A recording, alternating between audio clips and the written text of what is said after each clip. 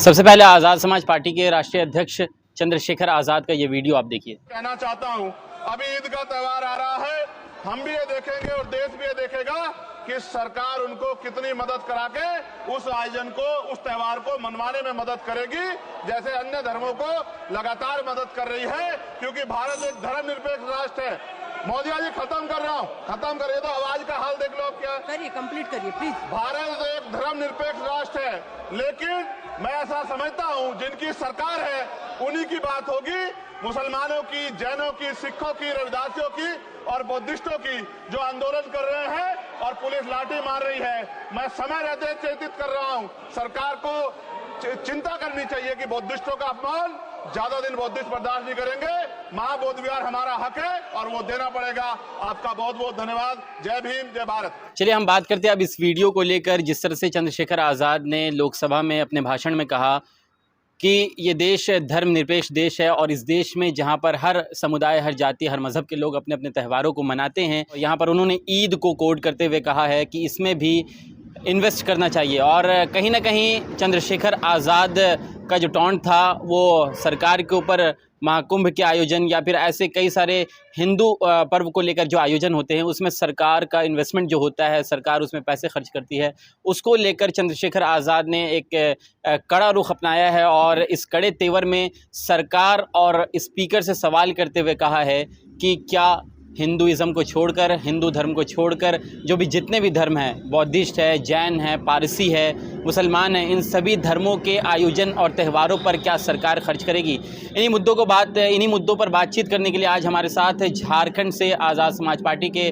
प्रदेश अध्यक्ष काशिफ रज़ा सिद्दीकी हैं। इनसे बातचीत करेंगे और जानेंगे कि जिस तरह से चंद्रशेखर आज़ाद जी का जो ये बयान आया है लोकसभा के अंदर, इसको किस तरह से आप लोग देख रहे हैं। हालांकि इसको लेकर बवाल भी छिड़ा है एक तरफ से। सबसे पहले शुक्रिया आपका शाद भाई। देखिए, ये बयान चंद्रशेखर साहब का जो है, ये यकीनी तौर पर जो महाकुंभ में जो आयोजन हुआ और उसमें करोड़ों अरबों रुपए खर्च किए गए, तो उन्होंने एक जायज़ सवाल किया है कि ये देश जो है सेकुलर कंट्री है, धर्मनिरपेक्ष देश है, सभी धर्मों की आज़ादी यहाँ पर है, संविधान हमें परमिशन देता है। उसके बावजूद सिर्फ एक धर्म को लेकर इस तरह से सिर्फ एक नैरेटिव बिल्डअप करना है कि हम इस धर्म को मानने वाले लोग हैं।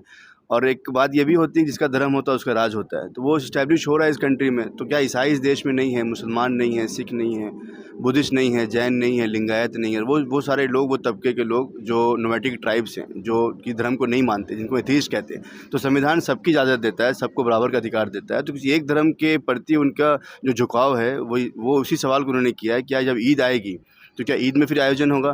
क्या ईद में भी इस तरह से भव्य आयोजन होगा कि प्रधानमंत्री साहब और दीगर जो वहाँ के लोग हैं, मुख्यमंत्री हैं और जो लोग हैं, वो इस आयोजन में शिरकत करेंगे? तो कहीं ना कहीं इस देश को एक ऐसे रुख पे ले जाया जा रहा है कि ये देश जो है वो हिंदू राष्ट्र की तरफ बढ़ रहा है। यकीनी तौर पे हिंदू राष्ट्र हम बनने नहीं देंगे, ये हमारा अज़्म है, लेकिन कहीं ना कहीं हिंदू राष्ट्र की तरफ देश को ले जाया जा रहा है। अभी देखें कि होली को लेकर जो पूरा एक बवाल छिड़ा हुआ है कि नमाज है, जुम्मा का दिन है, तो पहले की होली नहीं हुई कि आज तक?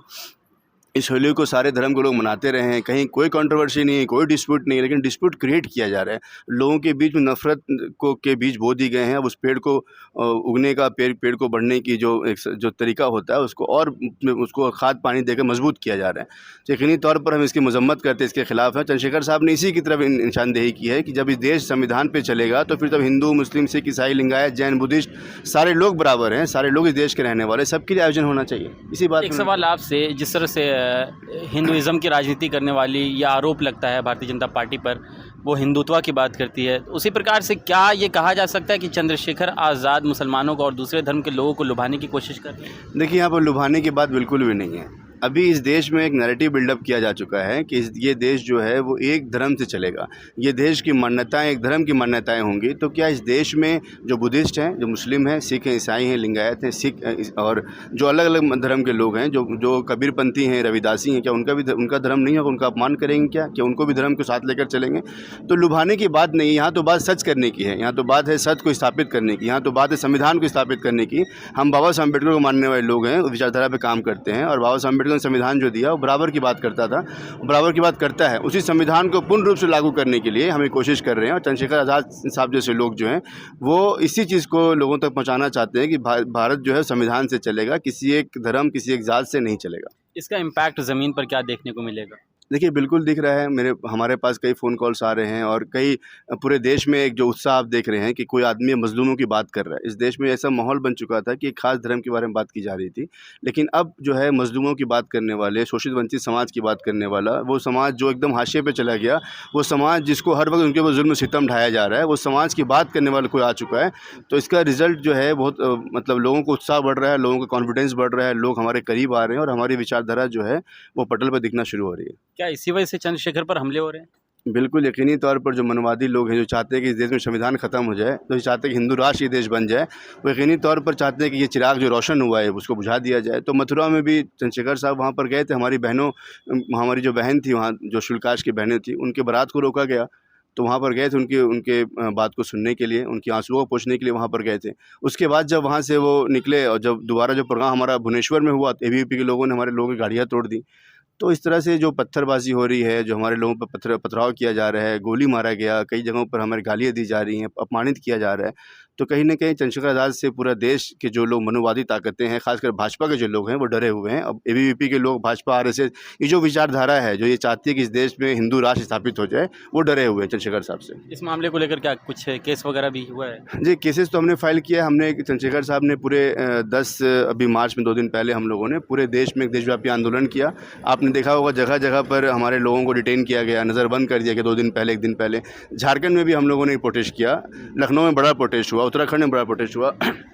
झारखंड में जो प्रोटेस्ट हमारा हुआ, उसमें हमने 2 दिन पहले गवर्नर साहब से रिक्वेस्ट किया था कि हम आपसे मिलना चाहते हैं और जो मसाइल हैं इंडिया के और मसाइल जो झारखंड के हैं, दलितों के, आदिवासियों के, पिछड़ों के, मुसलमानों के, बुद्धिस्टों के, जैनों के, सिखों के, इन सब मसाइल को हम साथ में बैठ के डिस्कस करना चाहते हैं, जो मसाइल हल नहीं हो रहे हैं। लेकिन गवर्नर साहब यहाँ पर थे ही नहीं और उन्होंने किसी को डिप्यूट भी नहीं किया। अफसोस की बात यह है कि गवर्नर साहब ने किसी को इतने बड़े मसाइल में वो उन्होंने बहुत उसको हल्के में लिया और किसी को डिप्यूट तक नहीं किया। तो हमने एक घोषणा की है कि आने वाले 1 महीने के बाद हम वृहत आंदोलन करेंगे और उस आंदोलन में चंद्रशेखर आज़ाद साहब भी जब झारखंड की धरती पर आएँगे और रांची में एक बड़ा महाआंदोलन हम लोग करेंगे, क्योंकि उन्होंने हमारी बात को नज़रअंदाज किया। लेकिन जिस तरह से देखा जा रहा है कि आज के समय में चाहे आप हिंदुत्व की बात करें या फिर चंद्रशेखर भाई जो बात कर रहे हैं मुसलमानों की, बौद्धिस्टों की, जैनों की, तमाम दूसरे समुदायों की, ये क्या आपस में और देश में आने वाले समय में एक इख्तलाफ नहीं हो सकता है दोनों तरफ से? देखिए शाद साहब, हम तो सिंपल एक बात हम लोग करते हैं कि इस देश में संविधान से देश चलेगा। तो संविधान से देश चलने के लिए बहुत आसान है कि संविधान को लागू कर दिया जाए। संविधान ये कहता है कि इस देश के मुसलमान, इस देश के सिख, इस देश के ईसाई, इस देश के दलित, इस देश के आदिवासी, इस देश के मजलूम तबके, बुद्धिस्ट, जैन, लिंगायत, ये सारे इस देश के रहने वाले हैं और इस देश में उनको बराबरी का हक है।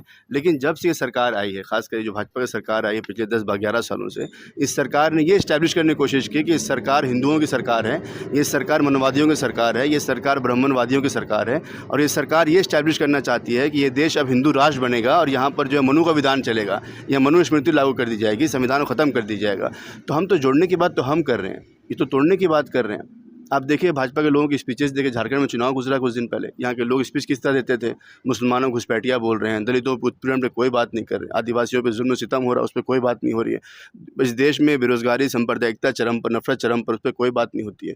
तो हम तो ये चाहते हैं कि भारत में संविधान लागू हो, संविधान के अधीन जो भी अधिकार है वो दिया जाए, लेकिन ये चाहते हैं कि इस देश को हिंदू राष्ट्र बनाया जाए। बयान भी आया अभी एक अधिकारी का होली पर्व को लेकर, उसको लेकर क्या अब आप स्टैंड देखिए, रखते हैं आपकी पार्टी? और अब आप देखिए होली पे जो उनका बयान आया चौधरी साहब का, वो एक सीओ हैं, एक डीएसपी रैंक का ऑफिसर है और उस पर प्रतिक्रिया क्या आई वहाँ के सीएम की। वो सीएम साहब कहते हैं कि वो खेल कूद से निकल के आए, स्पोर्ट्स कोटा से आए हैं, मजबूत हैं, पहलवान हैं। तो मतलब आप एक गलत आदमी को, एक गलत बयान देने वाले को आप सपोर्ट कर रहे हैं और सीएम उनको सपोर्ट कर रहा है। इसका मतलब ये है कि इस देश में गुंडागर्दी चलेगी।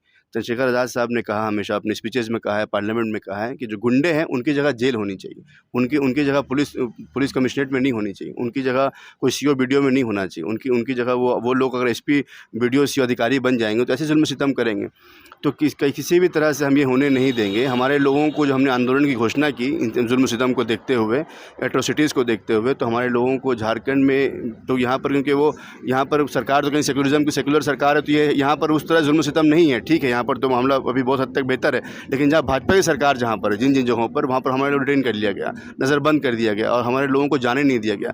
लखनऊ का मामला ये था, लखनऊ में 140 जगह बैरिकेडिंग की गई। 140 जगहों पर हमारे लोगों को रोक दिया गया। जो भीड़ कम से कम 5-10 लाख की भीड़ वहाँ पहुँची थी, वो छितर-बितर हो गई। उसके बावजूद भी हमारे डिटेन किए गए, हमने एफआईआर दर्ज किया और कई सारे मामलात हो रहे हैं पूरे झारखंड, पूरे देश प्रदेश में। ये क्या उत्तर प्रदेश में सबसे ज़्यादा मामला है पार्टी के साथ, पार्टी के लोगों के साथ, या फिर देश भर में इस तरह के मामले आते हैं? देखिए, अभी सबसे रेडिकल अगर हम कहें कोई सीएम है तो उत्तर प्रदेश के हैं और असम के हैं। तो उत्तर प्रदेश में हमारा प्रभाव ज़्यादा है। उत्तर प्रदेश में बहुजन आंदोलन अच्छा है। उत्तर प्रदेश के वहाँ के जो दलित समाज है, वहाँ के जो पिछड़े समाज, वो ज़्यादा जागरूक रहे हैं, क्योंकि वहाँ पर काशीराम साहब ने मेहनतें की। काशीराम साहब ने बहुजन मूवमेंट चलाया वहाँ पर, तो वहाँ जागृति ज़्यादा होने की वजह से वो घबराए हुए हैं। उत्तर प्रदेश वेस्ट में आप देखेंगे कि अभी जो मामला चल रहा है, सारा वोट बैंक की पॉलिटिक्स है। संभल का जो मामला है, संभल के मामले में जो अभी वहाँ की मस्जिद पे जो इस तरह से जो वहाँ पर सर्वे का मामला हुआ, वहाँ जो प्रॉब्लम क्रिएट किया जा रहा है, ये मामला इसलिए किया गया क्योंकि पश्चिम उत्तर प्रदेश में दलित मुस्लिम पिछड़ा इत्तेहाद बहुत ज़ोरों से चल रहा है, ज़बरदस्त चल रहा है। वो सब एक होना शुरू हो गए हैं। तो जो बसपा के साथ थे, हमारे साथ आ गए हैं। जो हुकूमत, उनको ये डर है हुकूमत वालों को, अगर दलित मुस्लिम पिछड़े मिल जाते हैं तो 80% की आबादी जो है वो इनके साथ खड़ी हो जाएगी, चंद्रशेखर साहब के साथ खड़ी हो जाएगी। तो इसका असर देखने को मिल रहा है कि उन्होंने ज्ञान व्यापी के मुद्दे को छोड़कर इस मुद्दे को कैच कर दिया, उस मुद्दे में रेडिकलाइजेशन कर रहे हैं, ध्रुवीकरण करना शुरू कर दे रहे हैं। तो ये चीज़ें हमें समझना पड़ेगा। खासकर जो पत्रकार महोदय हैं, जो आप जैसे लोग जो नोबेल काउज पे काम कर रहे हैं, उनको प्रचार करना चाहिए कि चंद्रशेखर आज़ाद जैसे लोग जो आज इस देश में बगैर किसी स्वार्थ के अपने लोगों को आगे बढ़ाने का काम कर रहे हैं, दलितों, पिछड़ों, आदिवासियों, मुसलमानों की बात कर रहे हैं, यकीनी तौर पर इस देश में अगर कोई अभी बोल रहा है, चंद्रशेखर साहब बोल रहे हैं। चुनाव में ये जिस तरह से मामले आप लोग उठाते हैं और पिछड़ों को लेकर, दलितों को लेकर बातचीत करते हैं, देशव्यापी आंदोलन भी होता है कई मर्तबा, लेकिन चुनाव के वक्त में आखिर ये परिवर्तित क्यों नहीं हो पाता है? सीटें नहीं आती हैं आपकी। देखिए हमारी पार्टी अभी 4 साल पुरानी पार्टी है। लोगों का विश्वास हम शायद नहीं जीत पाए हैं, लेकिन हम कोशिश कर रहे हैं। अभी हम लोग सीखने के फेज़ में। अब देखिए, उत्तर प्रदेश में जो बाईपोल हुआ, उत्तर प्रदेश चंद्रशेखर साहब रहते हैं, वहाँ से नगीना हमने जीता। नगीना 1,52,000 वोट से हम जीते, भाजपा को हमने हराया। और जो बाईपोल हुआ, हम 7 सीटों पे कॉन्टेस्ट किया, 7 सीटों पे हम हर जगह पे सेकंड थर्ड हुए। तो कहीं न कहीं हम लोगों के दिलों को जीत पा रहे हैं। समय लगेगा हमें, क्योंकि लोगों का विश्वास हम जीतने में शायद अभी नाकाम है, लेकिन समय लगेगा हमें। और वही लोग हैं जो दलित हैं, आदिवासी हैं, पिछड़े हैं, वही हमें वोट दे रहे हैं।